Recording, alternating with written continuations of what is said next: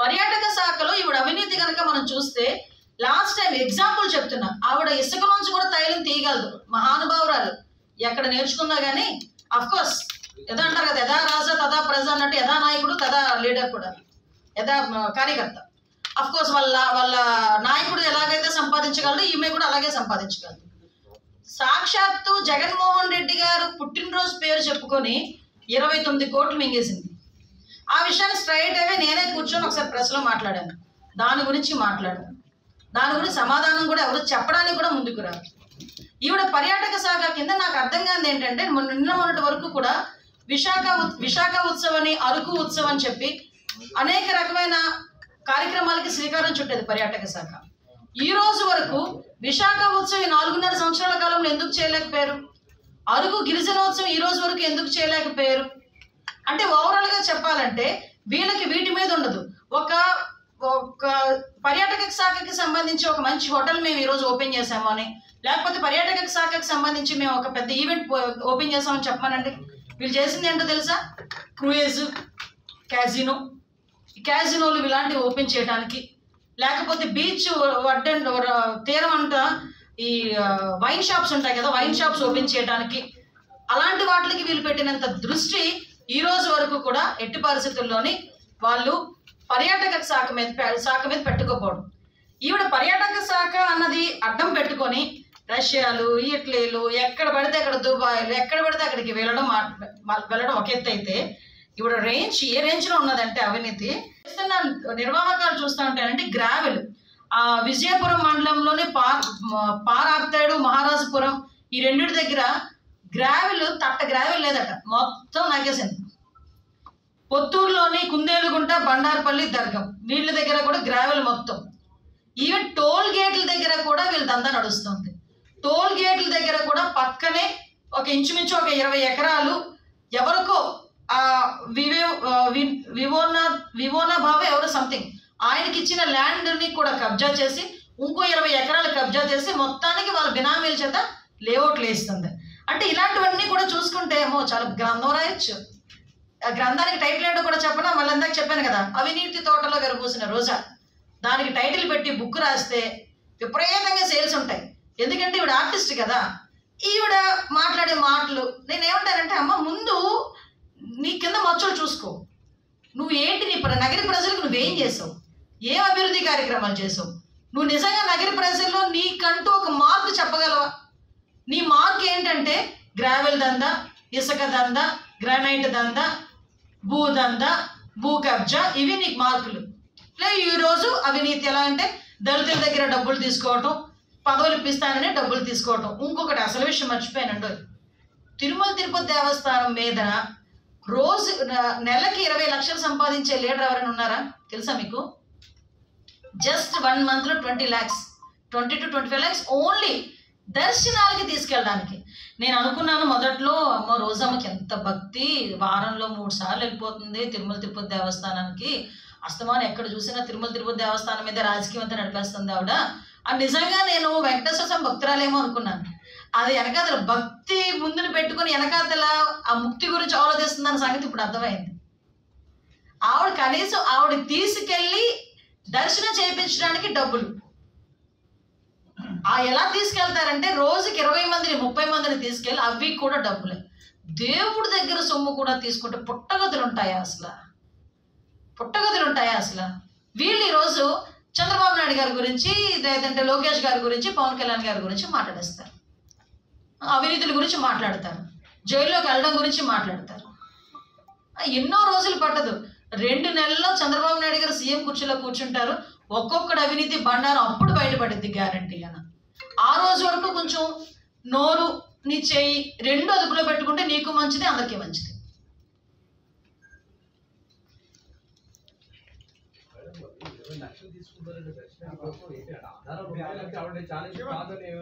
రమ్మనండి, ఎక్కడికైనా తిరుమల తిరుపతి దేవస్థానం దగ్గర కూర్చుందాం పోనీ. ఆఫ్ కోర్స్ నాకేం భయం ఉండదు. నేను ఈ రోజు ఇక్కడ కూర్చొని ఒక ఆరోపణ చేశాను అనుకుంటే దానికి అథెంటికేషన్ లేకుండా నేను ఆరోపణ చేయను, అది నా నైజం. నిజంగా అది కాదు అని ఆవిడ నిరూపించుకోగలిగితే అధికారంలో ఉంది. ఇన్ని ఆరోపణలు చేశానండి, ఆవిడ బయటకు వచ్చి ప్రెస్ మీట్ పెట్టమనండి. బయటకు వచ్చి ప్రెస్ మీట్ పెట్టి ఇందులో అన్ని తప్పులని చెప్పే దమ్ము ఉందో చెప్పానండి ఆవిడ్ని. నేను ఒప్పుకుంటాను, నేను తప్పు చేశాను అన్నప్పుడు నేను ప్రెస్ ముందు ఒప్పుకుంటాను. నేను కనీసం ఆవిడ ఇన్ని రోజులు ఇన్ని అవినీతి ఆరోపణలు చేస్తే రోడ్డు మీదకి వచ్చి కనీసం ఒక ప్రెస్ మీట్ పెట్టదు, ఎవరికి సమాధానం చెప్పుకోవాల్సిన అవసరం లేదన్నట్టుగా ఆవిడ చేసే బిహేవియర్ ఈరోజు నేను ఎందుకు భయపడాలి, మేము ఎందుకు భయపడాలి? Yes exactly. నేనే కాదండి, నగరి ప్రజలకే కాదు, చిత్తూరు జిల్లాలో ఉన్న వాళ్ళందరికీ తెలుసు ఆవిడ చేసే వ్యాపారం. అంటే మీకు టెంపుల్ వెయిట్ బట్టి ఉంటుంది. నేను ఎగ్జాక్ట్లీ కట్టుబడి ఉన్నా. రమ్మనండి ఎనీ టైం. ఆవిడ ఎక్కడికి వస్తానంటే చెప్పానండి. ఆవిడకి ఏదో ప్రభుత్వం పెట్టాలేమో ఖర్చులు, కానీ నేను నా సొంత ఖర్చులు పెట్టుకొని వస్తాను గ్యారెంటీగా. ఈవిడ మాట్లాడితే ఇందాక మాట్లాడుతూ చెప్పడం మర్చిపోయాను. ఈవిడ నాన్ లోకల్ రాజకీయాలు అంటారు. మొన్న ఎప్పుడో ఎవరితోనో మాట్లాడుతున్నప్పుడు నాన్ లోకల్ అనింది. భర్తదేమో తమిళనాడు, తల్లిదండ్రులదేమో పీలేరు నియోజకవర్గం, ఈవిడ పోటీ చేసిందేమో నగరి నియోజకవర్గం, ఇంతకుముందు చంద్రగిరి నియోజకవర్గం.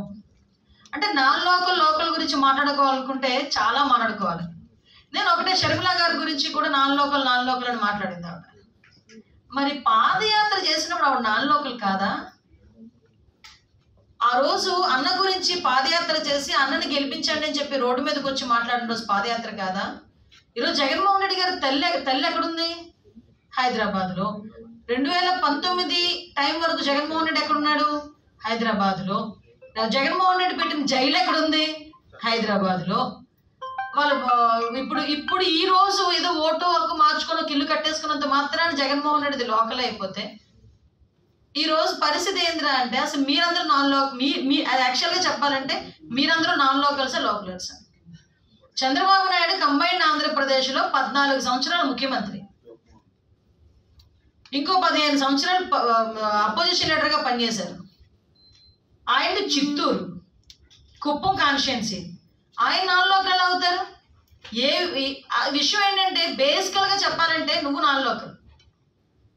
తమిళనాడు నీ పుట్టుపూర్వోత్తరాలన్నీ తమిళనాడు బేస్, నీ సినీ జీవితం అంతా తమిళనాడు హైదరాబాద్, నీ ఈరోజు జీవన భృతి కూడా జబర్దస్త్ అనేది హైదరాబాద్.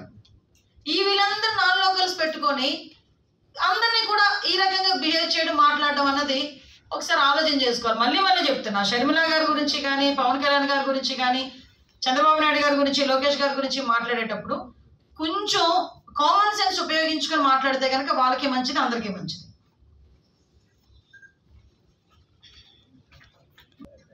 సెంటిమెంట్ ఏదైనా ఒకసారి వర్కౌట్ అవుతుంది.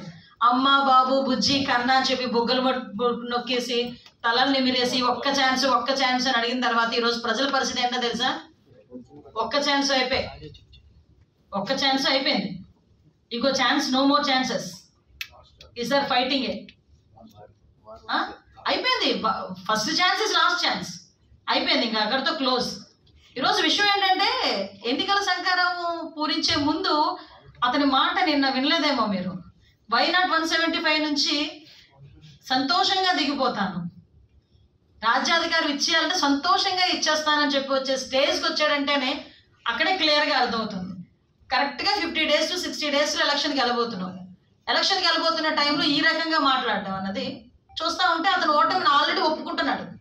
ఈరోజు ఏదో మేకపోతు గాంభీర్యానికి, లేకపోతే నిజంగా నేను ఒకటే అడుగుతున్నానండి, నిజంగా అతను వై నాట్ 175 కుప్పంతో సైతం గెలిచేస్తామన్న ఆలోచన ఉన్నవాడికి ఎక్కడో రాజాంలో ఉన్నవాడిని పాయకులో పెట్టి తీసుకొచ్చి పెట్టడం, లేకపోతే ఎక్కడో ఉన్న వాళ్ళని తీసుకొచ్చి ఇంకో దగ్గర పెట్టడం ఎందుకు? ఈ షఫలింగ్స్ ఎందుకు? ఈ బంతాట్లు ఎందుకు?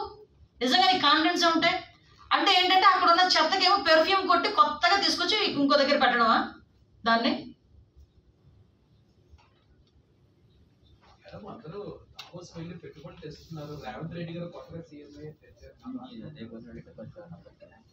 మా రాష్ట్రంలోకి ఎవడో అడుగు పెట్టకూడదు, అదే మా వాడి సిద్ధాంతం. మీరు ఏం మాట్లాడుతున్నారండి? ఎవడెవడో వచ్చేసి రాష్ట్రంలోకి వచ్చేస్తే మరి పరిస్థితి ఏంటి? సిగ్గుపడాలి నిజంగా. పర్యాటక శాఖ కానీ సంథింగ్ ఎవరు ఈ ఐటీ మినిస్టర్ కానీ వీళ్ళందరూ ప్రతి ఒక్కరు దావోస్కి వెళ్ళి అక్కడికి వెళ్ళి కంపెనీలను ఆహ్వానిస్తూ ఉంటే ఇక్కడ ఉన్న కంపెనీలను పక్క రాష్ట్రాలకు పంపించేసే వ్యక్తి ఈరోజు నిజంగా దావోస్కి వెళ్ళి మాట్లాడాలంటే దమ్ము ఉండాలి. అందుకే భయపడి వెళ్ళట్లేదు నా ఉద్దేశంలో. ఆ చలి స్వెటర్లు అవన్నీ అయిపోయినాయండి. ఈ మధ్యకాలంలో ఉన్నది ఏంటంటే పరిస్థితి, మాట్లాడాలి వెళ్ళి కనీసం ఇంగ్లీష్లో మాట్లాడాలి కదా, మినిమం ఇంగ్లీష్లో మాట్లాడాలి. It's very long question, it's very long question. ఆ ఒక్క మాట అనేది వచ్చేసాడు ఆయన, అంత అంతకుమించి ఇంకేం లేదు. ఇంగ్లీష్ రాక వెళ్ళలేదంటారా? మాట్లాడడం రాక వెళ్ళలేదండి. ఇంగ్లీషే కాదు తెలుగు కూడా మాట్లాడడం రాదు మాకు, చూసి చదవడం రావట్లేదు. నేను నెత్తిపోకూడదు అంటే నా మీద కేసు పెడతారు.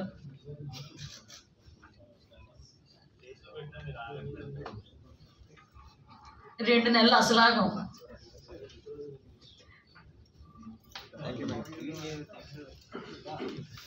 కేసులు పెడితే ఆగేవాడు తెలుగుదేశం పార్టీ కార్యకర్త కాదండి, ఇదంటారు కదా.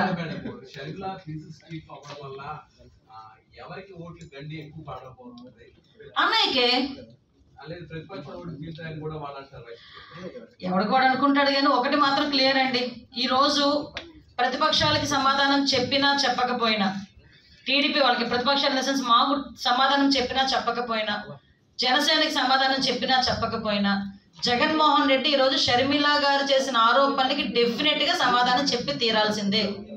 ఎందుకంటే ఒకానొక సందర్భంలో నీ సొంత చెల్లి నీ గురించి పాదయాత్ర చేసి, నువ్వు జైల్లో ఉంటే నీ కుటుంబాన్ని అంతటినీ కూడా కంటికి రెప్పలా చూసుకొని, నీ కుటుంబంలో ఎక్కడా కూడా ఎటువంటి ఇబ్బందులు రాకుండా, నీ పార్టీకి ఎటువంటి ఇబ్బందులు రాకుండా, ఇంచుమించుగా ఆడదై ఉండి కూడా 2000 కిలోమీటర్ల పైన పాదయాత్ర ఉమ్మడి రాష్ట్రంలో పాదయాత్ర చేసి, నిన్ను ఆ రోజు ప్రతిపక్షంలో కూర్చునేదానికి ఒక రకంగా చెప్పాలంటే ఒక మెయిన్ టూల్ కింద ఆవిడ ఉపయోగపడితే, ఈరోజు అలాంటి ఆవిడ మనసు విరిగిపోయి బయటకు వచ్చి ఒక పార్టీకి పీసీసీ ఒక పార్టీకి అధ్యక్షురాలుగా వెళ్ళి ఈరోజు నీ మీద ఆరోపణలు చేస్తున్నారు అంటే నువ్వు డెఫినెట్గా దీని మీద సమాధానం చెప్పాల్సిన అవసరం ఉంది.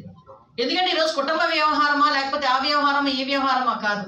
ఈరోజు మాట్లాడితే కుటుంబాలను చీలుస్తున్నారని మాట్లాడుతున్న జగన్మోహన్ రెడ్డి, అరే కుటుంబాల గురించి నోటుకు వచ్చినట్టు రోడ్ల మీదకి వచ్చి వాగుతున్న నీ పక్కన కూర్చుని నీ మంత్రివర్గంలో ఉన్న మంత్రులకి నువ్వు కనీసం ఒక మాట చెప్పలేకపోయావు ఆగు అని వెకిల్ నవ్వులు నవ్వావు. ఈరోజు నువ్వు కుటుంబాల గురించి మాట్లాడుతున్నావా? నువ్వు ఎంతమంది కుటుంబాలను చీల్చావు నువ్వు ఈరోజు ఎవరిని తీసుకొచ్చి చంద్రబాబు నాయుడు గారి మీద నువ్వు ఆరోపణలు చేయిస్తున్నావు అంటే ఓవరాల్ ఏదో అంటారు కదా, జగనన్న వదిలిన బాణం కాస్త ఈ రోజు తిరిగి ఆయనకే గురిపెట్టే పరిస్థితి ఈ రోజు కనిపించింది. రెచ్చగొడుతుంది టీడీపీ, అందుకే ఎల్లో స్క్రిప్ట్ ఇచ్చి మరి పంపిస్తున్నారు అనే ఆరోపణలు వస్తున్నాయి, పొలిటికల్ ఆరోపణలు.